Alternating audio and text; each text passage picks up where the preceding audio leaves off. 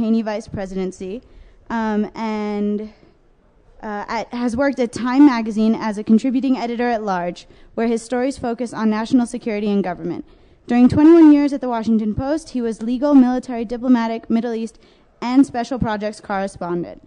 His professional honors include 2 Pulitzer Prizes, a George Polk Award, Harvard's Goldsmith Prize for Investigative Reporting, and the Sigma Delta Chi Medallion from the Society of Professional Journalists. So with that, I'm going to turn it over to Mr. Gellman.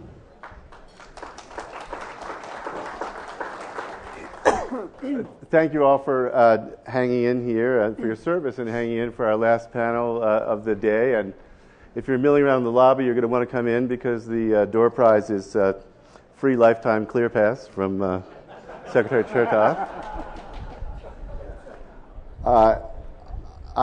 You all know our panelists. I'll be very brief. Secretary Chertoff, his distinguished resume includes time as Assistant Attorney General for the Criminal Division, a life tenure judge on the United States Court of Appeals for the Third Circuit, Secretary of Homeland Security, founding principal of the Chertoff Group, and now, if I understand correctly, co-chair of the Romney for President Counterterrorism and Intelligence Advisory Group. Working group. Okay. Jim Loy rose through the Coast Guard to the rank of full admiral and commandant, and in reward for that was tagged to build up the TSA from near its inception. He was also acting secretary of DHS for 2 weeks, which I understand is about a decade in regular years. Got a lot done those 2 weeks. And now senior counselor in the Cohen group.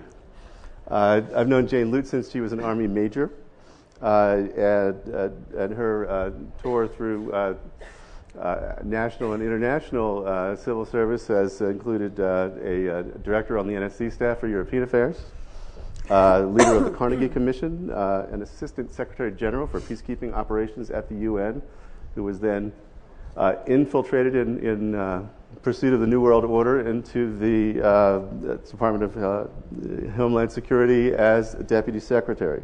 And I assume she's the future co-chair of Lute and Lute, or the Lute group.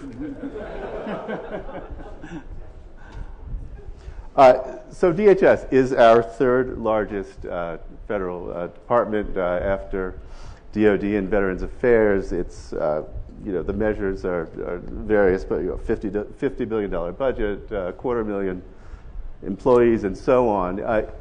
It has a big place in the popular imagination, but the sort of the brand awareness is not always the same as brand understanding, as Jane Lute put it to us on the phone. You have on film and TV as DHS officers rendering terrorists and suppressing charges and evidence in Law and Order Special Victims Unit. Jack Bayers, CTU, works now for DHS as of the 5th season. Or you're the duct tape people, or the red and yellow and pale magenta people. Let's talk about what you actually do and did. What was intended when the department was formed? And how's that changed in the past decade? Looking at me. Why don't you start?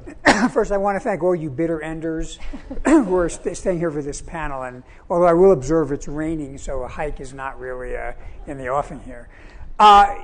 Jim was here, actually. It was at the inception. I came in a couple of years later. But if you think about DHS as a matrix, it covers kind of a system of protecting the country at a minimum at the border and within the border, although in fact the process begins outside of the border. It deals with land, air, and sea border, critical infrastructure in the United States, at least to the extent it can be dealt with by federal or national authorities. So that's its kind of horizontal scope. Its vertical scope is prevention, protection in the sense of reducing vulnerability, and then response and recovery, recognizing that as security, you're not always doing each of these things in equal measures, and sometimes you're more focused on prevent, sometimes you're more focused on response.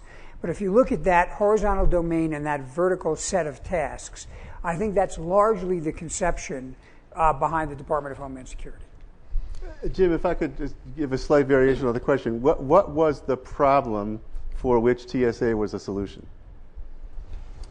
Well, I think really the real problem was to convince the traveling American public that they could confidently get back on an airplane and go from point A to point B safely. I mean, that was the essence of the chore attendant to standing up TSA. The Congress was very, very specific. The two pieces of legislation that we might end up talking about, the Aviation Transportation Security Act and the Homeland Security Act, were very, very different pieces of legislation.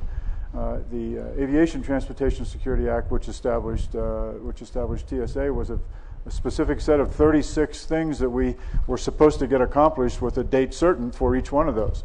And the stand-up process inside the Department of Transportation before we went over to DHS when it was established and we turned the lights on in 1st of March of 2003 was to just march down that timeline with those very specific chores that had been assigned by the Congress in the immediate aftermath of 9/11, and almost 99 and 44 100% focused on commercial aviation security, despite the fact the title of the agency was Transportation Security Administration. So all the folks in the trains and all the folks in the highways and all the folks in the pipelines were sort of wondering where their focus was to come from. But the reality was what happened to our country on 9/11 was a commercial aviation tragedy, so it should not surprise any of us that that's really where the focus was, and stayed over the course of the stand-up process where, among other things, we hired 60,000 people in 7 months and trained them, distributed them, got them to 360 airports across the country to make certain that we could say shortly thereafter, it is in fact, with some confidence on the part of the traveling public, get back on that airplane and regain the confidence that you had before 9/11. Jane, there's been just one change of administration in the life of this department. What changes came with that, or how has the department evolved? So I first want to say that it's, you mentioned the other Lute. The Lutes think they know from public service. It is an extraordinary opportunity for me to sit here with two of the finest of America's public service, to be in their company and be seen with them. And so thanks for that opportunity. I've learned more from these two gentlemen sitting to my right than I care to admit in public. But the rest of you in the room, I've also, if I haven't learned from them, I've learned from you. There's been remarkable continuity in the Department of Homeland Security. We believe this is a department that's 10 years old. It's not 1 year old for the 10th time. I've been in situations like that. You can tell the difference immediately. You talked about our brand name recognition. We have extraordinary brand name recognition. Everyone has heard of Homeland Security. We have something less than extraordinary brand name understanding. And what we think we're doing, and what we thought that those who went before us have done, is trying to help create a safe, secure, resilient place where the American way of life can thrive. Safe, secure, resilient place where our way of life can thrive. And we think we've learned a lot about how to do that. We've learned a lot about the role of the federal government in that equation, and that learning continues. I guess I'd invite each of you to talk about, succinctly, about one significant success that you think the department has had, and I'll ask you in a little bit less of a softball way if you'll talk about one failure or one significant challenge you've had. And this isn't a job interview, so you can't say I've just worked too darn hard. You want to let's go reverse order now. Oh, swell. What have been our successes? I've done a lot of public sector startups. I've done them in the international environment with international peacekeeping operations worldwide. I've had an opportunity to do it in the not-for-profit sector as well. And the Department of Homeland Security, I think, came into existence. It's hard to overstate the level of expectations. Maybe if you're the firstborn grandchild, you can relate to the expectations that this department had. It has never known a moment of no expectations. I can tell you, knowing the history of DOD, that was not the case. There weren't a lot of expectations when DOD was first founded because there were such powerful personalities expressed through the individual services. When Homeland Security was created, expectations began from the outset. So what have we managed to do in 10 years? Again, and I largely point to my colleagues here for these successes. We have been able to narrate a value proposition. with respect to Homeland Security. The federal government does have a role here to play in the 5 key areas that we think we need to play a role. And if we do our work well in these 5 key areas, we think we'll go a long way to creating a safe, secure, resilient place where our way of life can thrive. What are they? Prevent terrorism, prevent another 9/11.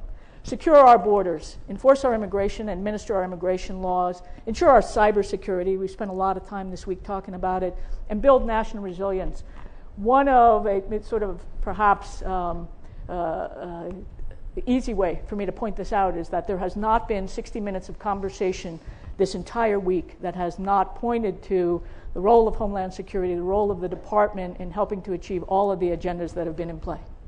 Well, where did it fall down, or what's not working yet? Oh, Jim, it's your turn. Do you want to take that? Yeah, okay.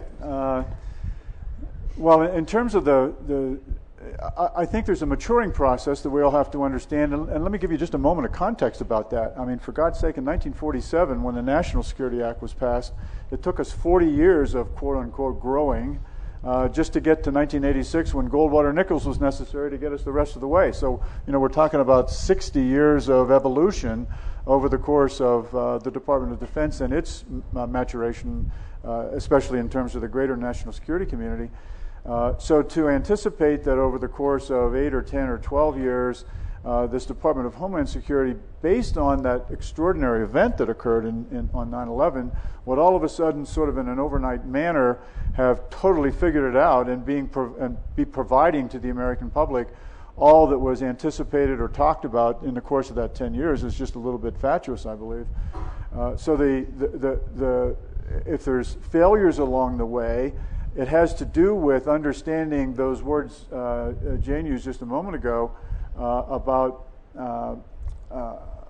preventing bad things from happening, protecting things, responding when necessary, recovering, which is now resilience, a much better word, I think, and Jane used it, of course. So the challenge there was to first understand that the Homeland Security Act, which was pretty tough to interpret, quite frankly, when we went off to an offsite with 50 or 60 of the senior people in the department, out came those very words: awareness, prevention, protection, response, and recovery. They have really sort of sustained and become as Michael Jackson would say, the buckets of work for the Department of Homeland Security. And there are probably lots of woulda, coulda, shouldas all the way through each and every one of those buckets of work. The one, though, that keeps coming back to my mind is I wish we had and continue to have a stronger process by which we are engaging the private sector as part of the solution process for virtually everything that the department is responsible for. I truly believe that I've always simplified it in terms of the what questions. The what questions ought to be answered by government officials working very hard together collaboratively. And the how questions can often then, if the what questions are known, answer those how questions for us as a nation, for our citizens as a nation. So the engagement process in terms of clear requirements generation, the acquisition process, the procurement process that yields that partnership on a wholesome manner would be the one thing that I would wish we had made more progress on more quickly. I agree with Jim on the the thing that I would like to see improve. On the success side, let me give you two answers. The general answer is that the Department of Homeland Security, as part of a team involving other agencies, has succeeded in achieving what few thought possible on September 11th, which is avoiding all but one successful attack in the continental United States by a terrorist. The one exception is Nidal Hassan in Fort Hood. No one would have believed that possible, and it was a team effort. Now let me give you a concrete example of something that worked. August 2006, the British intelligence authorities called the United States and said, we have now determined that a cell that we have been tracking for an extended period of time is getting close to coming up with an operation, and it is focused on aircraft flying from the United Kingdom to North America. And it looks like they're researching to bring down a significant number of airplanes. That would have rivaled 9/11. It was very closely held. The British government was very concerned about any word leaking out that would prevent them from getting their arms around all the people in that. cell and positioning themselves to arrest them and take them down. As a consequence, only a relatively small number of people in the United States knew, and I was one of them, and the president told me directly, only a couple of people in the department can know about this, because there was a real concern the British had about leaks. On the day that the arrests were made, because there was no certainty, and there couldn't be certainty, that everybody in the plot, and this is the plot that involved taking liquid sports bottles on airplanes and then adding detonating material and detonating them, because we couldn't be sure everybody had been caught. We needed to turn the protocol for operating transatlantic airline security in less than 24 hours. And there was no lead time. So once the word came down, we collected, myself, the deputy, Michael Jackson, the head of TSA, Kip Hawley, and a couple of other people, got on the phone with all the airline folks through the trade association, and immediately with the senior leadership, the federal security officers at all of the airports, and totally changed the way we deal with airplane security in less than 24 hours. If you remember that day, there was about 6 or 8 hours of delay, and then within 24 hours, the system was back running as it should normally. Is that when I started losing my shampoo bottle? Yeah, well, I can't deal with your shampoo issues. But that, if you think about that, is a remarkable accomplishment. It could easily have broken the system and caused days of delay, which would, of course, have been a completely opposite outcome. There's a school of thought that I doubt you'll agree with, that describes a lot of what DHS does as security theater. You have it's propounded, most often by fairly distinguished technologists, Bruce Schneier, Ed Felton, and the claim is that a lot of what you do it makes a show of security. It spends a lot of money. It's solving the last threat, not the next one, or it's I can't bring 3.5 ounces of shampoo aboard plane, but I can bring 100 pounds of anything on an Amtrak train that goes under the Baltimore Harbor. How do you grapple with the question of whether you're focusing on the real threat as opposed to the perceived threat in the American public? So let me separate two issues. One is, are we adequately and properly prioritizing? And maybe I'll let Jim and Jane talk about that. But I want to talk about the security theater argument. I know Bruce Schneier. He's well-respected in technology. He knows very little about aircraft security, and I will tell you why his statement is dead wrong. And it's similar to the question I sometimes get: how can TSA be working when you've never caught a terrorist at the screening post? To which my response is, does Fort Knox work? How many bank robbers have been caught at Fort Knox? The answer is the function of TSA is not to catch terrorists, it's to deter terrorists. It's to create a system that is sufficiently likely to detect people or things that will blow up planes, and that the fear of failure will send terrorists into other directions. And in fact, it's pretty much worked that way, because we've seen the terrorists work harder and harder to develop more and more difficult and complicated ways to get explosives on planes, which means it's easier and easier to fail, and those are forced errors, and that means that the system is succeeding. Well, his claim, though, to push back a little bit, would be that you're pushing them. Yes, it's making it harder to get on planes, but you're also pushing them away from planes towards softer targets that could be just as destructive. Yes. So, I guess if you think it's better to have them go after more catastrophic results than less catastrophic results, he would be correct. But all of us understand that we'd rather continue to drive to reducing the vulnerabilities first on the most consequential infrastructure, and then pushing down further and further, recognizing there are different challenges. The last thing I would say about the theater piece, don't forget the visible presence of security is an important element in deterrence. That's why sometimes we like to see cops on street corners. So, I've heard this trope since I was in office, and I think it reflects a fundamental misconception of how you operationally create security in a civilian-dominated environment. Well, Jim, if you don't mind, I'd say a couple of things. I'm not a technologist, I'm an operator. And what I've learned about Homeland Security as someone who spent their entire 30-plus years, entire career in national security, international relations, is that the two are not the same thing at all. At all. National security is strategic, centralized, top-driven.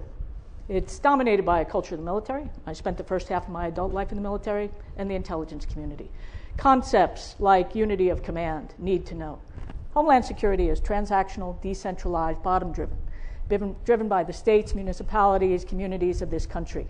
It's not need to know, it's duty to share. It's not an environment of unity command, it's an environment of unity of effort, unity of purpose. It is an entirely different cat. So if your background is national security and your analytic strengths come from that community, there's a lot to learn in Homeland Security. Yeah, I was just going to reinforce the notion that Michael made at the beginning, which is to say, at all of the early meetings associated with the stand-up at TSA, the whole notion was to find the deterrent capability that will keep terrorists off airplanes. And then, of course, it bifurcates very quickly to keeping known terrorists off airplanes, a reasonably doable deed, and the keeping unknown terrorists off airplanes, which is dramatically more difficult. But it's all under the umbrella of deterrence and the value associated with deterrence, and thus the layout. I mean, for example, there are those who would suggest, I can remember vividly the questions I got, why don't you just do it the way the Israelis do it? Okay? So I went over and found out how the Israelis did it. I went through their training program, and they're very focused. If anybody has flown El Al or visited Tel Aviv, you know very much that they're focused on behavior observation and literally checking you out verbally on the process of you walking on the El Al aircraft. But they were doing it for 2 airports and 30 airplanes, and we were being asked to do it for 360 airports and thousands of airplanes. So the scale just didn't work, so to speak, to be totally dependent on one way to do business. So the rollout of visible deterrence as the first block that will be both a visible block as well as an intellectual block for the bad guy is the approach that was fundamentally at the beginning. How much is it visible deterrence of the terrorists? How much of it is it public confidence? In my case, I believe it's absolutely both. Both of those goals are fundamental to the design of what happens at the checkpoint at every one of our airports. You want very much to be assuring the traveler in line that they can successfully get on that airplane and successfully get to their destination safely and securely. And at the same time, you want to be dissuading the terrorists from making an attempt to get on the aircraft to begin with.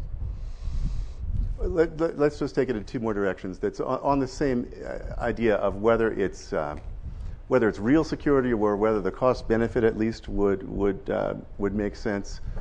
Port security. The more interesting criticism is not that the department can't make an extraordinarily difficult deadline in terms of the number of containers that get physically inspected or radiologically inspected before they arrive at American ports or after American ports. The more interesting criticism to me is that it's inherently an impossible mission, that you can't inspect any large fraction of the containers in global shipping without destroying global commerce. And therefore, if that's the case, it might be very wrong. Why do it? We don't think you should do it.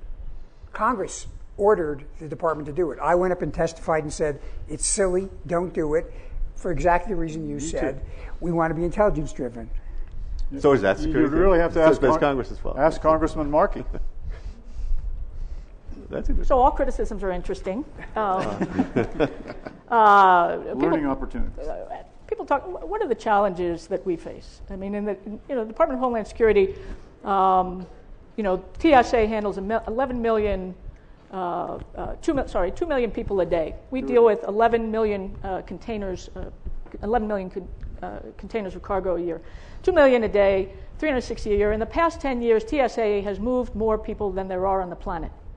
More than 7 billion people in the course of the past 10 years. These are extraordinary operational numbers. This department is overwhelmingly an operational department. And there are no well-settled theories of Homeland Security or how do you ensure a safe, secure, resilient place where our way of life can thrive. And it's in those 2 parts of that sentence where you see the duality and the tension that can often emerge for Homeland Security. On the one hand, if you take securing our borders, we certainly want to keep out people and goods that might be dangerous. But on the other hand, we want to expedite legitimate trade and travel. Not facilitate, whatever that means, expedite. That's a high bar. And we want to do both. With our immigration, yes, we certainly want to welcome those who enrich our culture and our economy. I'm the grandchild of immigrants coming to this country. But the country has a right to know who lives and works within its borders. A legal workforce is essential to a sound economy. You can see in these missions a tension. How do we get them both right? How do we balance this? And it's absolutely worth coming back to a point that Secretary Chertoff made, is that within this department, within the federal government, when it comes to Homeland Security, no single department can do all that needs doing. And all that needs doing can't be done alone. It's essential to come back, as Jim said, to engage the private sector, to engage the states and the communities as well, and pool our strengths to share this burden. I'd like to turn to issues of privacy and civil liberties. Secretary Napolitano made a speech in Australia not long ago in which she rejected the very idea that there is a balance that needs to be struck between security and privacy, making the argument that you can't have civil liberties if you're not alive. I mean, if you're insecure, and therefore the values coincide. I have to say, I thought that claim proves way too much because. So let's just be clear. She didn't claim you can't balance it. She said you can't be forced to choose either or. She said there's no need to balance. And what you need to be able to do, and let me use an illustration because we believe very powerfully, the American way of life has as at its core the value of the individual, the primacy of the individual, our freedoms, the norms and principles that made this country great. I was the lead negotiator for the United States with the Europeans on a major data sharing arrangement called Passenger Name Record. My predecessor, Stuart Baker, had that same privilege before me. And at the heart of that negotiation, and it concluded successfully with the Europeans, were two different views of privacy. And how do we reconcile those different views of privacy, and how do we preserve our view of privacy, which is quite different from the European view? It was essential to our task. It's essential preserving civil rights and civil liberties, whether it comes to preventing terrorism or ensuring our cybersecurity, and we're very mindful of that. Well, I mean, I know that you are likely to think that wherever you've drawn the line now makes sense and is justifiable. I guess I wonder whether you would acknowledge or agree with the proposition that the line has moved substantially since 9/11. That we've given up something on the liberties side in order to increase our security. Sorry, go ahead. I for one I just don't believe that. I don't believe we've given up an ounce of our civil liberties side of things. But that's coming from a proposition that suggests that I, as a citizen, am interested in a number of different things, one of which is security, and to whatever degree there is value in recognizing that the 21st century kind of security is very different from the 18th century kind of security, when Franklin says, he who would give up even a moment of, he's saying, liberty, for safety deserves neither. In other words, there's an intellectual notion there that says you can't put all your eggs in one basket or the other. But to the degree we have been working at the department and at TSA and agencies across government to work desperately to provide the security so as to not have to give up those civil liberties, that's to me the behavioral experience that we've gone through over the course of these 10 years. I don't actually think that's what Franklin meant, but I'm a moderator, so I'll leave the next one to you. I just make 3 points. First, I think there has been a tremendous change in privacy since 9/11, but I don't think it's because of Homeland Security. I think there's been a revolution in what people are prepared to put in public and in the public space and online that is a tsunami compared to what the government has changed in terms of what it collects. Second, I think, as a previous panel said, you really have to unpack what we mean by privacy because it means different things. There is anonymity. There is control of one's data. There is the ability to shelter one's private places from unwanted eyes. And these things play out differently in different ways. Finally, to the point that Secretary Napolitano made, I agree with that because I think take cybersecurity, which is an area I spend a fair amount of time on. If you want privacy, in cyberspace. What that means is when you give your information to an institution, you want them to promise to safeguard it. If they don't have the ability to safeguard it because they can't secure it, that promise is worthless. And that's why I think in many cases you can't have privacy without security, because security is that which enables you to protect privacy. There's a lot more I'd like to ask. I'm going to do one more really fast one and then open it up to the floor, so be ready. You've now, two of you, seen this from two sides of the fence, in public office and now in the private sector. You've got Rapiscan and Bioneutral, Safran, BAE. You've been working Admiral with Lockheed, L1. From having looked at it from both sides, do you think that there is a risk that the interaction between private sector and the government sector has distorted budgetary priorities? Has distorted budgetary... No, that we buy stuff we don't need because it's... Well, I think there's always a zeal associated with an event like occurred to our country on 9/11. So the inclination to sort of push the pendulum over here and watch it come back to wherever normal is. 2 points about that. One, it's a dramatically new normal. Another question we were all asked in the stand-up days was, when are we going to get back to normal? And by normal, people meant 9/10/01 or behind. And the answer invariably was, we're not going to go back to that normal. We've got to gain an understanding of the new normal and adjust to that in a variety of different ways. The pointed question associated with industry as it relates to sensing, watching procurement processes go by, watching RFPs hit the street, was all associated with the collective effort on the part of an extraordinarily complex culture that we own here to together find our way forward in some of these very difficult challenges. So whether we overbought X, I can remember when we were installing 1997 vintage explosive detection capability into those airports when we were standing up TSA because it was the leading edge of the market at the time. But I could look anybody in the eye and say, my guess is 3, 4, 5 years from now, we're already going to be looking for the next wave of replacement capability that will better enhance that citizen's capability. Right, the issue is one of influence. Iron triangles, the Homeland Security industrial complex. Do you see an issue there?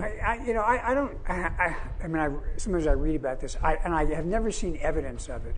I think what Jim Loy said earlier, though, is a fair criticism.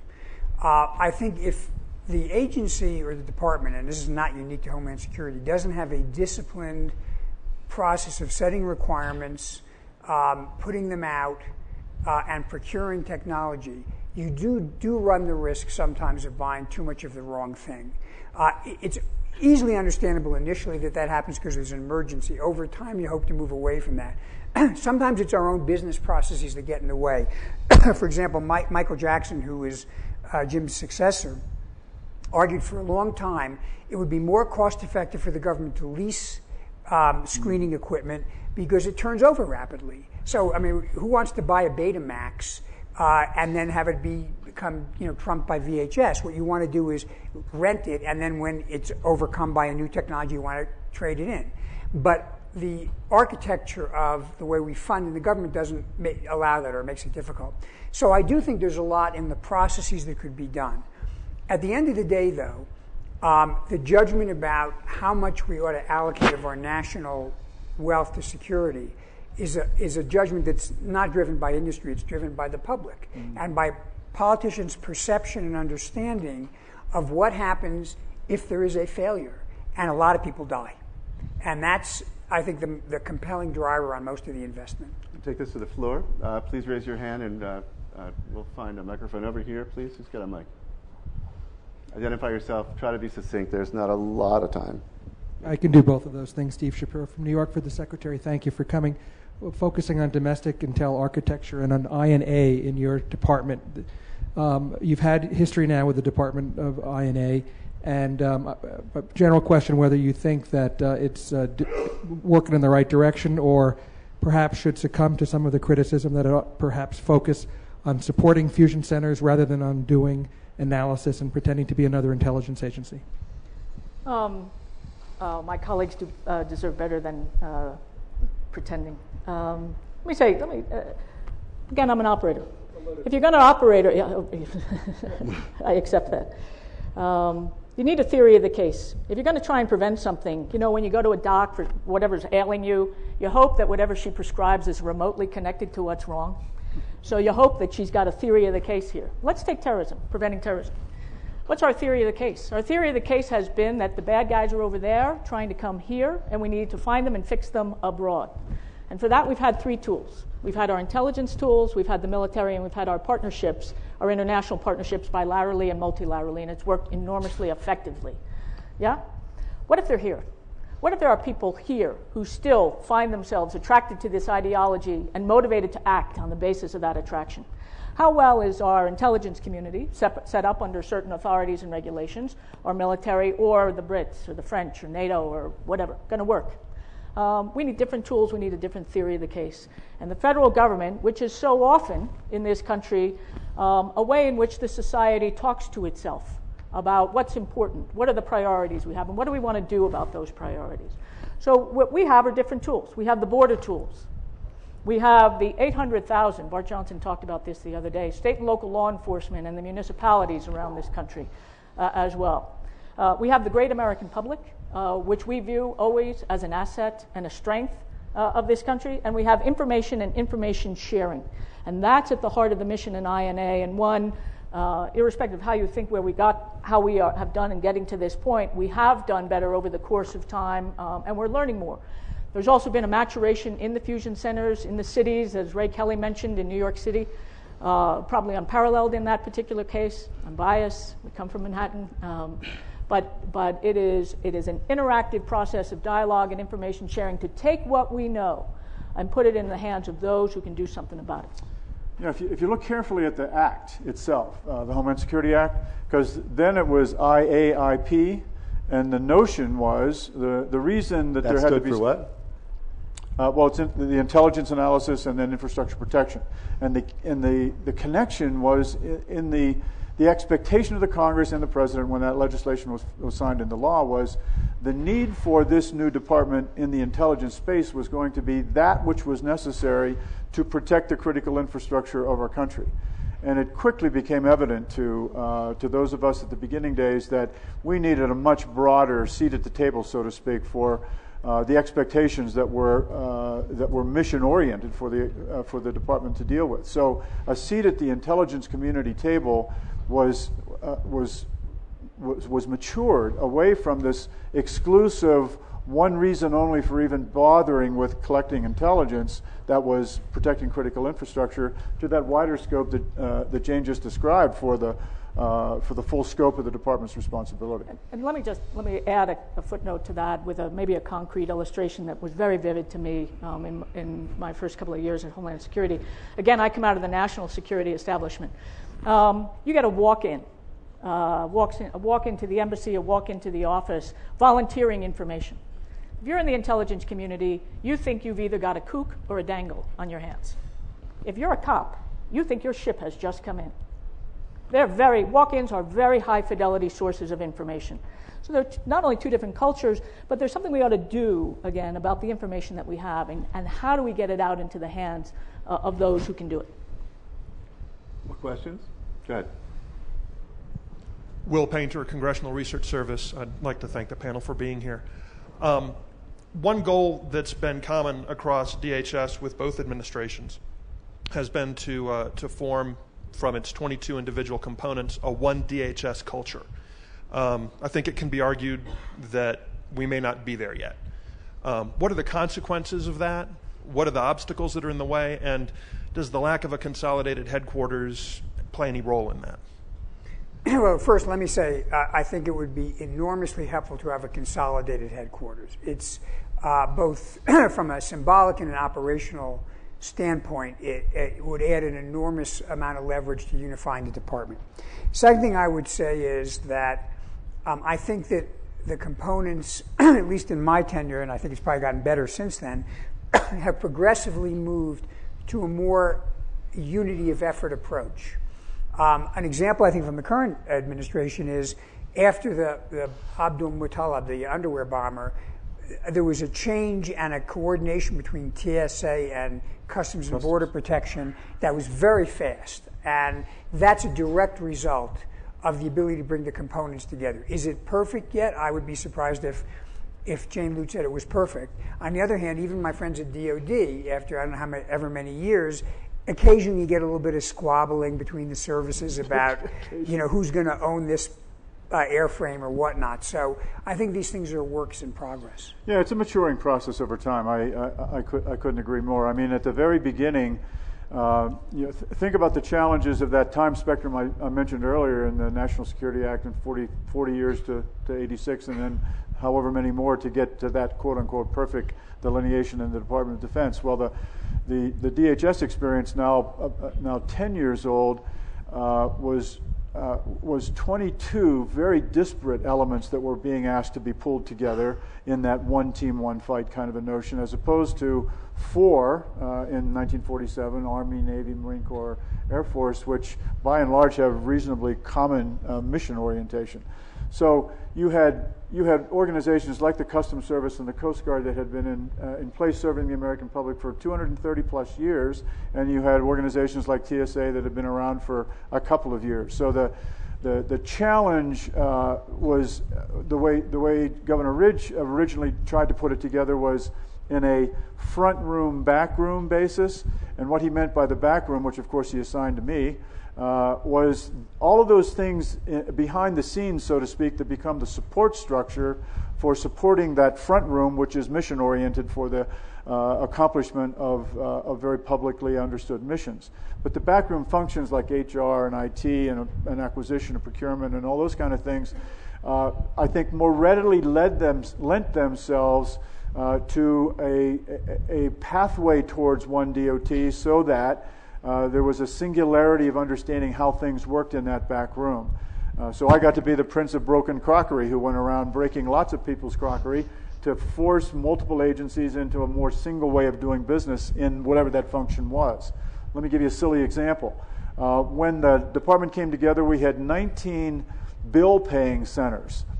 Bricks and mortar statuary things out there whose purpose in life was to pay the bills of either the agencies or the department. Within a couple of years, we had those 19 down to 3, and Jane may very well have it down to 2. I think there'll probably always be that second one based on the military nature of the Coast Guard as a military service for the country. But that opportunity to breed one team, one fight by way of support structures from the back room was an initial thrust, and believe me, that just takes time as disciplined as you might want to be and as hard-headed as you might want to be. The nature of making it efficient as well as one team, one fight allows time to go by to make it happen. I know that there's some interest from the private sector in asking about how hard it is to do business with DHS, which I haven't asked myself. I'm leaving that to you guys. So if you want to ask that, wave an RFP or something. But I'd like to recognize Director Webster. I guess this works. I'm Bill Webster, and I've had the privilege of working with each of you over the years from the beginning of this organization. I've been enormously impressed at the progress in integrating these 22 disparate organizations that previously were stepchildren in the departments where they'd been placed, and see how well they work together. But now I have another governance question. I was appalled here the number that I had was 88. Now I heard another number that sounded more like 100 earlier this day of the number of congressional committees that claim oversight on your department. And the question I have is what progress has been made and can be made to reduce or consolidate the number of committees to which this department, I think the American people want you in your offices doing your work and not spending your time on the Hill. So let's you in Congress fight, and Judge Webster will hold your coat. So first, Judge, thanks for your service. You're the co-chair of the Homeland Security Advisory Group, and you continue to serve, and we appreciate that very much. It's 108 committees and subcommittees that we answer to in Congress. It's 108. It's a lot. I've been around a lot of public sector institutions. What does the public have a right to expect? They have a right to expect that we can do three things. They have a right to expect that we can execute our mission sets. I've told you what they are: preventing terrorism, securing our borders, administering and enforcing our immigration laws, ensuring our cybersecurity, and building national resilience. They have a right to expect that we can run ourselves. Some of the challenges that our colleague from CRS raised, it's not inconsiderable. I mean, the department was stood up in the early days with a headquarters of 600. We're the third largest federal department with the headquarters of 600 on the books. This is an overwhelmingly operational department that also has regulatory responsibilities and policymaking responsibilities as well, and representation throughout the country. The third thing that the public has a right to expect is that we can account for the resources that have been entrusted to us. Now, I don't know about all y'all's experience. I do know certainly something about Judge Webster's, and he knows this. This department's not, will celebrate, depending on, we have lots of different anniversaries that we celebrate. Some say the 10th anniversary will be next year. We're an auditable agency. We've received a qualified audit opinion. There are other departments in the federal government that have not. Coast Guard is the first auditable military service. So there's something going on here that has been achieved.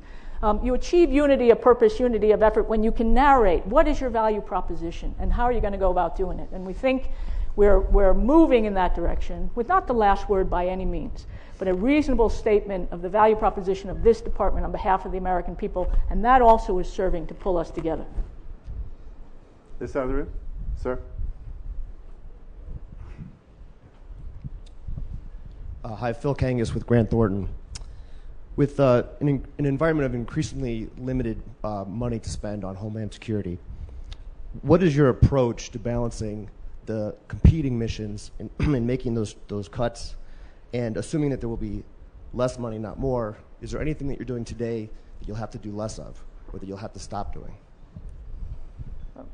I'll answer that generically. I mean, fundamentally, the budget that the president has put forward reflects, in our case, an emphasis on frontline operations.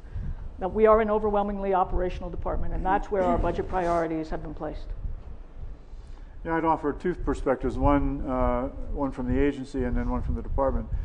From the department's perspective, and we spoke about this at the group at the early days of our week together here, I believe deeply that there needs to be actually an investment in the capacity of the department to identify scenarios of consequence and then plan and exercise against those scenarios with a view towards thereby being much better at resource distribution, for example, and where those dollars might go.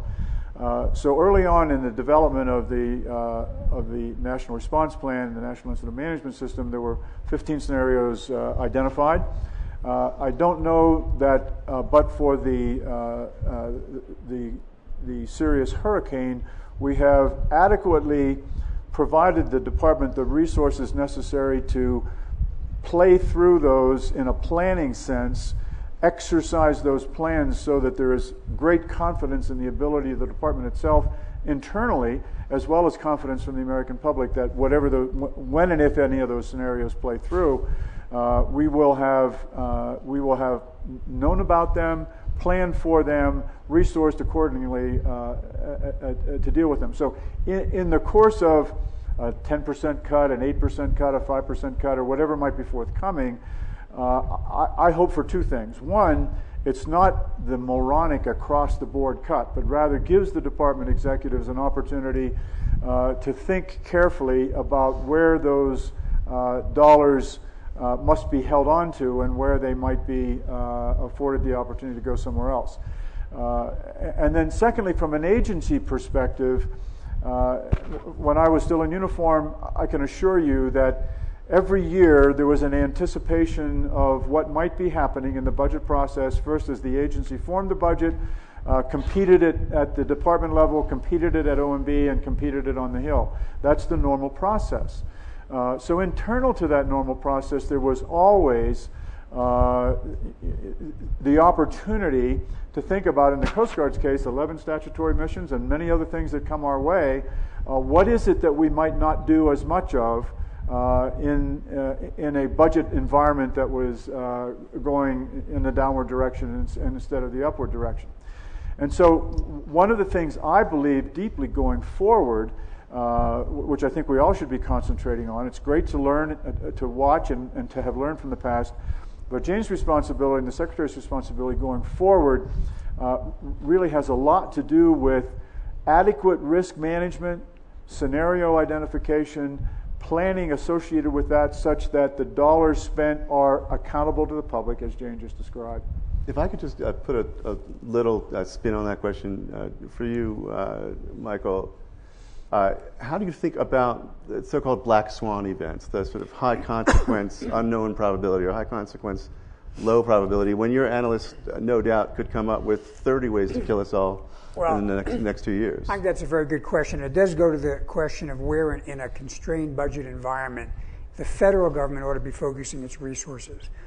So first, the good news is that although you can imagine many different kinds of black swan events, you can actually aggregate them into a number of kind of types, so that if you want to plan and prepare, I think we had 18 different kinds of scenarios, and you can probably there's some overlap. The fundamental question is this. Where is the unique value proposition for the federal government? The truth is, as we saw in Colorado a week or so ago, properly trained and equipped, and there's been a 10-year investment in this through both administrations, state and local officials are quite good at responding to certain kinds of, unfortunately, relatively routine types of emergencies. The things you want to look at are things that are perhaps rare and catastrophic, and where the federal government is uniquely situated to address those things.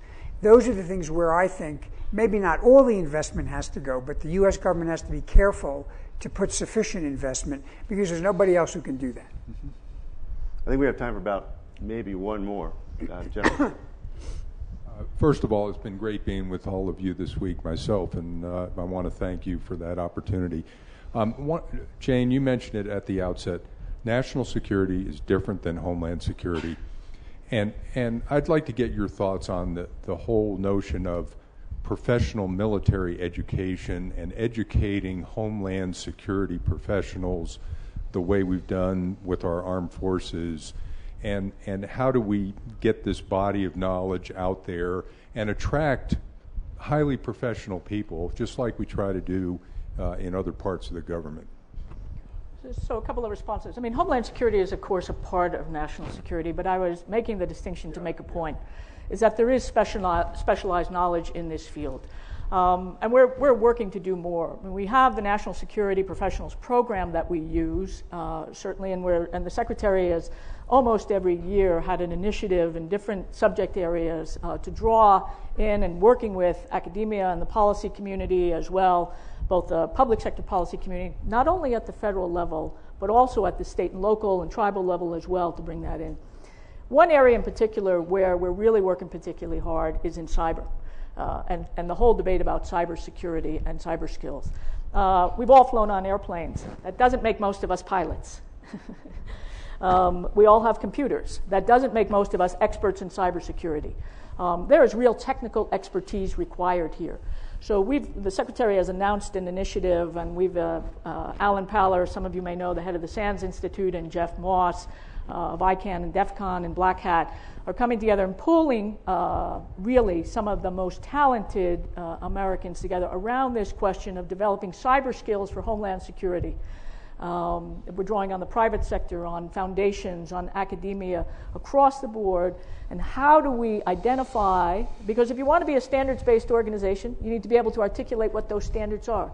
You need to identify the pools of population and the talents and skills and backgrounds that you need. You need to be able to attract them, retain them, train them, grow them, apply them with the real-world problems that you have, and then share that wealth. We want to make Homeland Security a must-stop hop for a cybersecurity career. In the very alternate universe in which I'm a smart Stanford computer science graduate, how on earth are you to convince me to come to you instead of Facebook, Google, or all the cool new startups? So there's no question that the world is changing, at this level, we don't know anybody who's not smart. I went to Stanford too, and I'm at the Department of Homeland Security. I would say how do I know the world is changing? There's only 5 things that I can think of in the world that claim the active affiliation of 1 billion or more people. Being Indian, being Chinese, being Catholic, being Muslim, and being on Facebook. We have all got to figure out how to do business differently. We don't have all the answers. And for some PhD graduates from Stanford, we may not be the right fit for their career, but we're determined to figure out how to make us more attractive. And this is just one example. We have a range of skill sets. We're trying to do the same thing. And guys, you well know there's a host of really terrific undergrad and master's level programs just forming and being shaped around our country to facilitate the process. And the department is very, very much aware of it. In fact, through grant programs have actually initiated those programs in a variety. You heard, those of you who were in the room heard P.J. Crowley talk about his courses at Penn State. There's a campus there at Harrisburg that is developing a terrific. They're going to offer a master's level program this year, probably a PhD within a couple of years. And when they have the Mike Haydens and the Denny Blairs and myself and PJ and so many others willing to go there and spend time with them with the developmental side of their curriculum as well as watching their students come and go. The challenge there is to connect the job fair at the end of that training and educational experience to the array of opportunity represented by the agencies in the department. I mean, it's not rocket science here. It's a matter of linking interest to opportunity in the workplace, and there is thousands of opportunities in the workplace, not only in the federal level, but at the state level and the local level, and inside the private sector. Half the folks in this room are here because their responsibilities in their organization at the private sector level has something to do with this agenda of Homeland Security. I'm really sorry to say there's someone with a net in my peripheral vision, and we've got to call it close to it. Thank you so much for coming and for participating.